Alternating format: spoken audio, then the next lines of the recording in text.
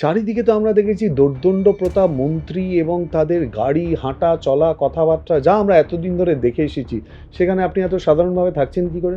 মন্ত্রী হিসেবে অহংকার হচ্ছে না? আমি অনেকবার বাসে যাতায়াত করেছি কলকাতাতে, এখনও করি, ঠিক আছে? মন্ত্রী হওয়ার পরেও আমি বাসে যাতায়াত করেছি। কেউ হয়তো জানে না, সেটা তো আমি বলিও না। বলছি বিরোধীরা কি বলছেন? বিরোধীরা তো একেবারে ভাগ হয়ে গিয়ে কে কোথায় রয়েছে খুঁজে পাওয়া যাচ্ছে না। তাদের কি বক্তব্য শুনছেন? দেখুন, বাংলায় এখন বিরোধী দল বা বিরোধী পার্টি আগামী দিনে তাদের দূরবীন দিয়েই খুঁজতে হবে। এবং বর্তমানে এই যে তৃণমূল কংগ্রেসের যে রাজনৈতিক পরিস্থিতি স্বাভাবিক, কারণ তারা সরকার থেকে চলে যাওয়ার পরে, কারণ এটা তো দল ছিল না, এটা একটা সিন্ডিকেট ছিল। এখানটাতে মমতা ব্যানার্জির ইশারাতে অভিষেক ব্যানার্জির অ্যাকাউন্টে সমস্ত টাকা জমা হতো, তার বাড়িতে সব জমা হতো।